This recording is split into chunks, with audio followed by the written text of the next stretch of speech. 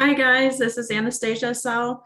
We're going to be talking about Jamboard today as an instructional tool, and I hope this is useful information for you. Jamboard is really cool. I used it as a teacher during the pandemic, and the kids are able to just log in with their Google accounts and use it.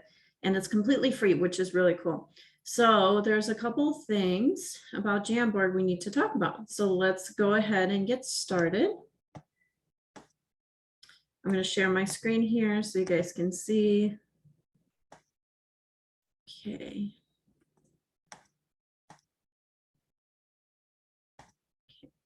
So like I said, this is about Jamboard, which is a Google product, completely free. Anybody can use it. So just as a little lesson, model lesson for you here, my student objectives is I can compare and contrast characters by using Jamboard, and then I can describe setting by using Jamboard. Like I said, Jamboard can be used for anything. I'm an English teacher, so I used it for English, but I know a math teacher that uses it for math even now, even though we're back in person. So like I said, it's very versatile, which is the best thing about Jamboard. We are a STEM school, so we just by using technology, right, we model it for the students and how to use it appropriately. It's all around us and it always will be. So we need to continue to use it as it is evolving. We just must evolve with it. Of course, there's always pros and cons to everything. I'll show you that in a minute. But because our school is a STEM school, we need to make sure that students are always using technology and know how to use it appropriately. So my little sample activity, students are going to sign into Jamboard using a link, and then they'll participate and collaborate with their classmates. And the activity I'm going to show you guys here is based off of the book, A Long Walk to Water, which is what my 7th graders are reading right now. But again, this can be applied to anything. Jamboard's really nice because it's kind of like a formative assessment to see where the students are at. Are they actually understanding it, or do you need to reteach the class or spend more time with them on something? So it really gauges an understanding of whatever skill you are trying to have the students perform. And here's my references page. All right, so let's go ahead and go straight to Jamboard here. So I haven't even opened it yet because I want to show you guys how to get there. So I'll open up a new tab, right? I'm on Google. Right over here, we have all our different apps. You'll scroll down and Jamboard's right here. It's kind of this orange looking one. So I'll click on it and see, I haven't even started any yet. So let's make a new one. So we'll tap plus.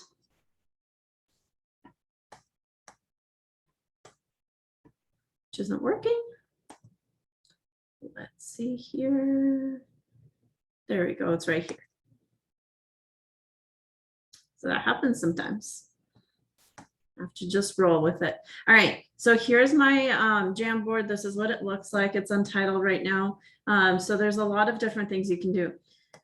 I'm going to set a background. I want it not to be plain white. You can add an image if you want, but these backgrounds are kind of nice. Let's see.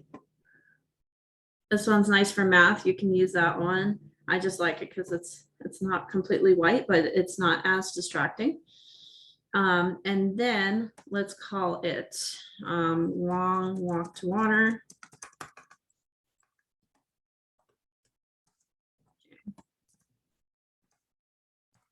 Okay. Now here are your tools right here. You can do a lot of different things. Sticky note is your main function that I'm going to show you that I use in my classes. But there's literally all these a text box and circles and different shapes and stuff you can do. You can add an image. Okay, there's, like I said, there's a lot you can do with this. So let's do sticky note. So you get this little screen here, and you can add your sticky notes. So for the purposes of my lesson, we're going to be comparing two characters and contrasting two characters. So the first character's name is Salva. So I'm going to click that and save, and see it stays here. But my little sticky notes over there. Now I'm going to put the other character in a different color and put Naya and click save, and I'm done for now. So I click cancel. Now these little boxes you can make as big as you want, small as you want. You can move them around, tilt them, whatever you want. So right here I'm going to put Naya, and right here I'm trying to make it similar as Salva. Okay, so now I have my Jamboard all set up. Say that this is it. This is all I wanted to do for my kids. So now I want to share it with them, and I want them to participate. So then you would click share. And then obviously you don't want it restricted. So you'll click change anyone with the link.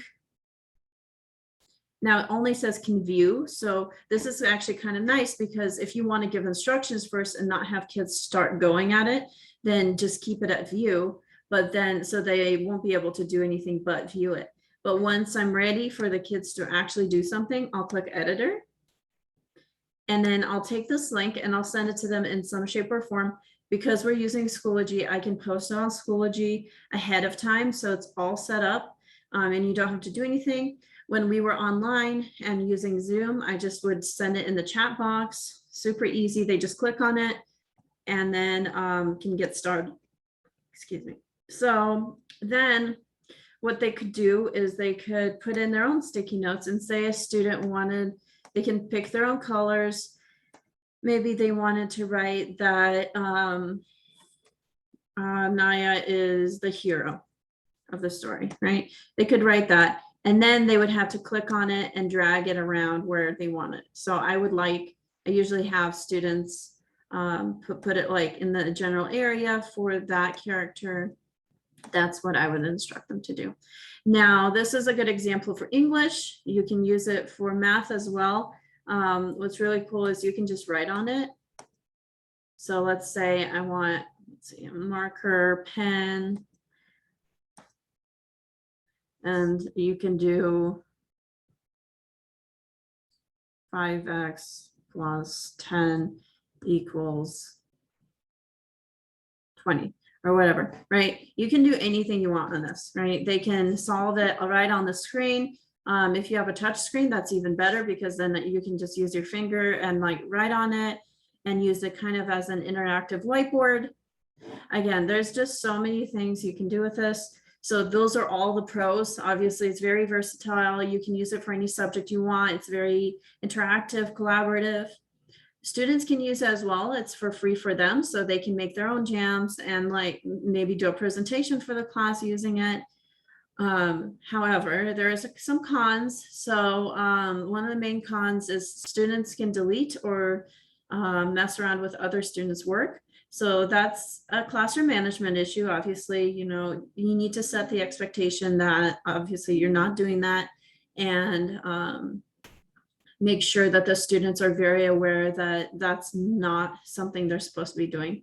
I always front load this a lot, especially when we're first starting out, and kind of see how it goes. If I get, you know, students saying, oh, my stuff was deleted, I'll back up and say, okay, we can't use this for a little bit, then we'll try again.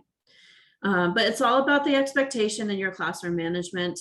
That as far as that goes, I really think that is a very small con, because the pros just really outweigh that. There's just so many tools with Jamboard, and there's so much you can do with it.